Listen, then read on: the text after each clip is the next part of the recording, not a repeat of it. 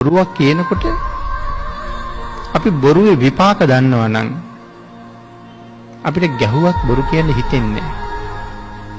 මොකද මම මේ බොරු කියන කාරණාව අපායේ ගිහිල්ලා දුක් විඳින්න තරම් වටින කරුණක්ද?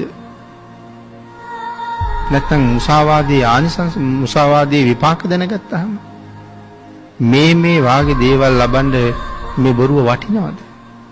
කොහොමද විපාක සඳහන් කළේ? එක බොරුවකට 100 ගණන් ಜಾතිවල නොකල වැරදි වලට දඬුවම් ලබනවා කියලා සඳහන් කරනවා. කිසි වරදක් කරලා නැහැ.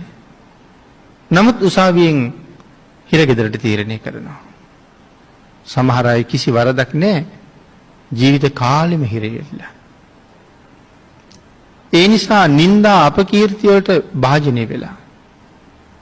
නමුත් මෙතන සඳහන් කරනවා ඇයි එහෙම වෙන්නේ? ඇත්ත බොරුව කරලා හරි බොරුව ඇත්ත කරලා හරි මේ ජීවිතේ තව කෙනෙක් ගොතාපු බොරු වැලක් නිසා හරි නිර්පරාධ මිනිහෙක් හිරගත වෙලා. එයාට එහෙම වෙන්න උනේ පෙර බොරු කියපු විපාකයක් එයා ගාව තියෙන නිසා. පෙර විපාකයකුත් එයාට තියෙනවා. ඊළඟට සඳහන් කරනවා නිന്ദා ලබනවා කියලා. අඥාන පුද්ගලයෝ වෙලා ඉපදෙනවා කියලා සඳහන් කරනවා. දීන පුද්ගලයෝ වෙලා ඉපදෙනවා. කතා කරන්න බැරි මිනිස්සු වෙලා ඉපදෙනවා. ගොළු වෙලා ඉපදෙනවා කියලා සඳහන් කරනවා.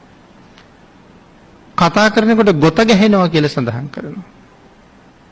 වචනවල මිහිරි බවක් නැහැ. හරි ගොර හැඩි වචන තියෙන කියලා සඳහන් කරනවා. සංසාරේ බොරු කියහම. කට හරියට දුගඳ හමන පුද්ගලයෝ වෙනවා කියලා සඳහන් කරනවා. තවත් ආදීනවයක් හැටියට සඳහන් කරනවා ඒ අයට සංසාරේ දරු ඵල පවා හිගයි කියලා. දරු ඵලත් හිගයි.